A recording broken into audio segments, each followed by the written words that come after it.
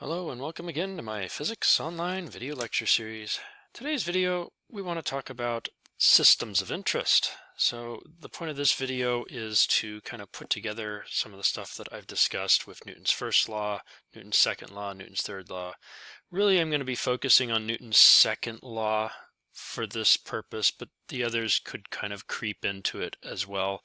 And the point is to consider what happens when you have two or more objects actually interacting, and how do you go through and figure out what forces are acting on which object, and therefore how should you set up Newton's first law or second law as appropriate. So at this point, what all might you recall? I'm just going to give a sort of brief list without further equations in this one. But first thing to recall is that Newton's laws govern forces.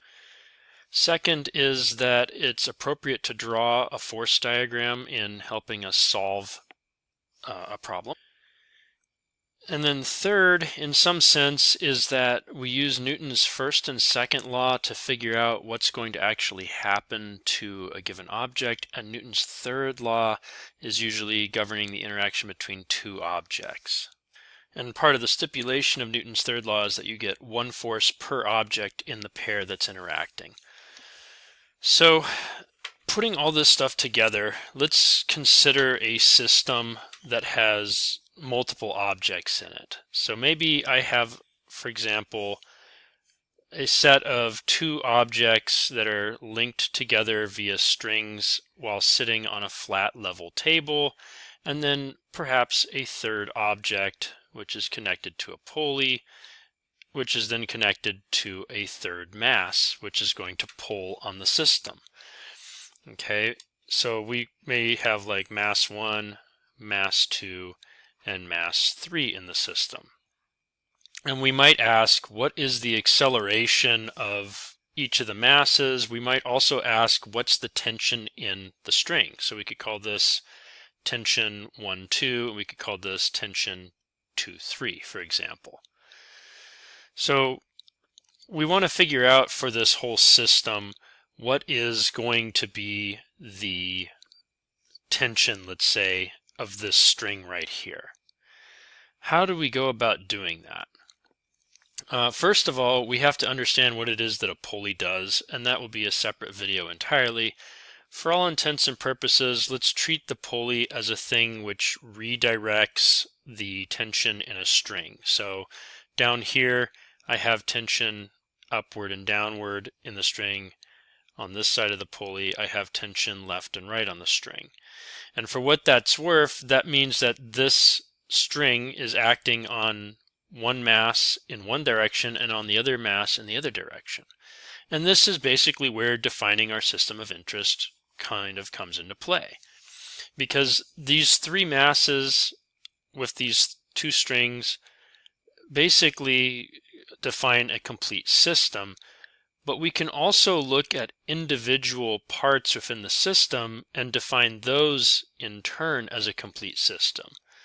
For example, I can kind of neglect the tension between these two and treat this as if it is one combined mass, so that I have a system that has, let's say, M1 plus M2 on the one end, attached over a pulley to M3 on the other.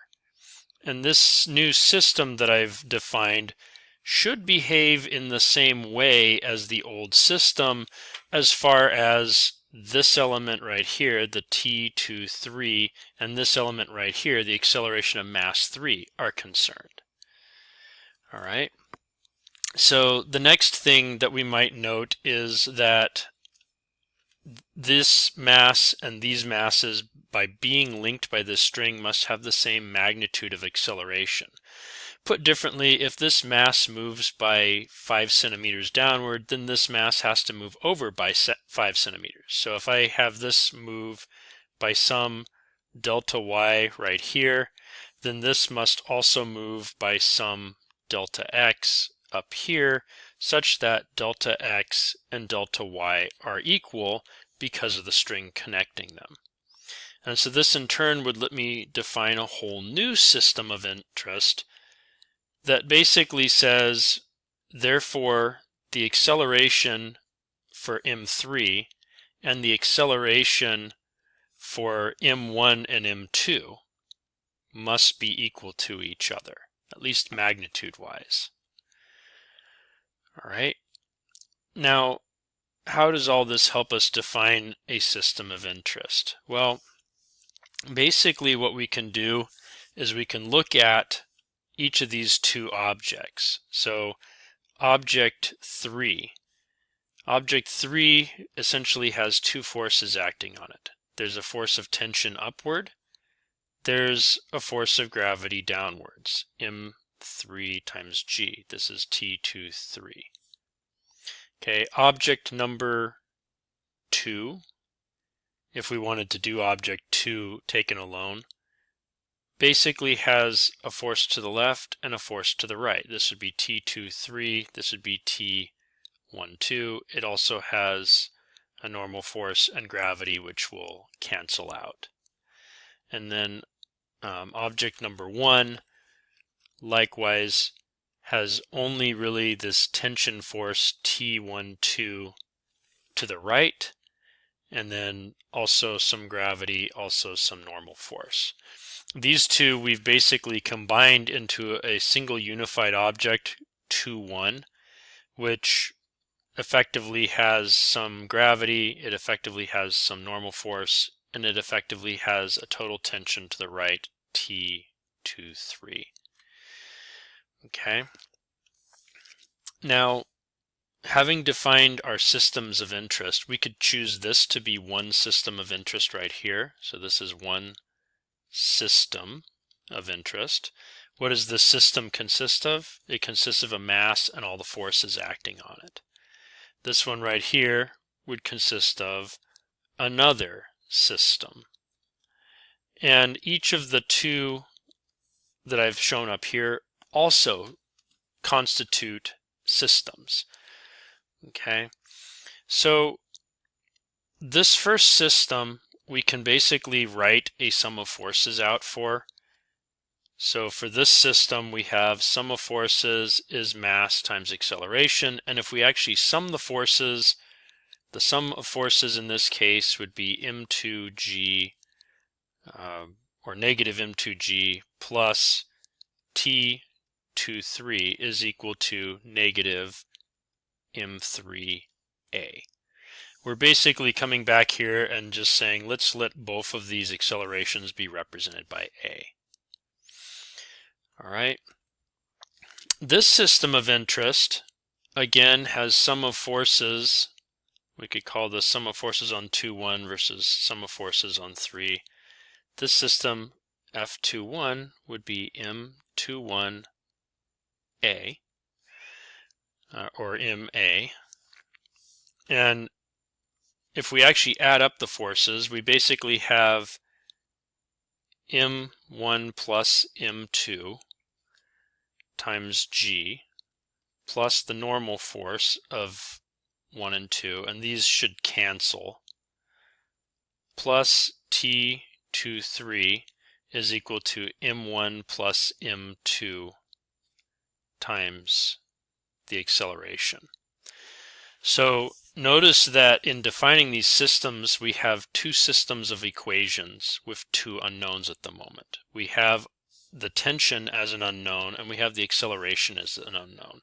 And we can currently express the acceleration in terms of just the tension. So the acceleration, for example, or let's keep the tension in terms of the acceleration. T23 is M1 plus M2 times A. So coming over here, I have on the one hand this equation, and on the other hand this equation. I can substitute one into the other to solve. And so what I end up with is negative M2G plus, or excuse me, negative M3G. I miswrote it as M2 over here. It's M3. Negative M3G plus m1 plus m2 times a is equal to m3 times a. So now I can combine like terms, and what that looks like is m1 plus m2 minus m3 times a is equal to m3 times g. And so now I can solve for a this way. I get m3 over this sum m1 plus m2 minus m3 all times g. As a double check, we look at the dimensions. I have mass on top, mass on bottom, so those cancel, times g, which has the same units as acceleration, so this should be valid. Okay, so I've just solved for the acceleration.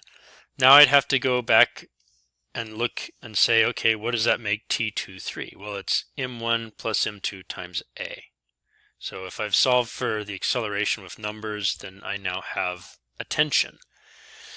And then having done that, I go back to my initial system of interest right here, or maybe my initial system of interest right here, which says that m1 times a should be equal to t12. And so having solved for the acceleration, I now have solved for t12. Now I did all this without any specific numbers. I'm just kind of walking through the process. The point is that we are wanting to solve by kind of defining systems of interest and sort of isolating terms that we can build our equations from, and then working back to whatever it is that we want to solve for. Okay. It might be instructive to do this as an example with numbers, but before I do that, I wanted to come back and comment a little bit here. T12, in some sense, is also the action-reaction pair for M1 and for M2. In other words, I have T12 here, and I have T21, which is equal in magnitude but opposite of direction to T12. One is pointing to the left, the other is pointing to the right, but they have the same amount of force.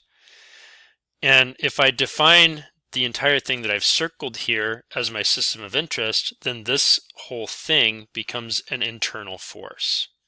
So this is now internal to this system. So we neglect it when solving for the problem, or at least when solving for stuff for this motion. Then we can go back and solve for it once we've solved for things like the acceleration. Okay, so instructive. Let's put some numbers to. Okay, so taking the 3-block example and putting some actual masses to it, we want to know what is the magnitude of tension. So in going through this process, we found that the acceleration should be this quantity here. So in some sense, we've solved through. The acceleration now becomes 3 kilograms divided by 1 plus 2. And we say minus here, but that minus was only because of the sign of the A. It's actually a plus M3 when we go through and actually do this kind of correctly, because this term right here was a negative acceleration. So we end up with 1 plus 2 plus 3 kilograms, all times 9.8 meters per second squared. Well, this is 3 divided by 6, which is a half, so our acceleration is 4.9 meters per second squared. Our next step is actually to jump up here because we're looking for this tension. We actually don't need to do this step here to get the tension acting on the leftmost block. We can just plug numbers in. So that gives us M1 times A, which was 1 kilogram times 4.9 meters per second squared, which is equal to 4.9 newtons. All right, that's all that I'm going to do in this video today. I basically did it in the form of an example that we walked through defining systems. Hopefully that's a helpful way for you to learn this subject. and thanks for watching.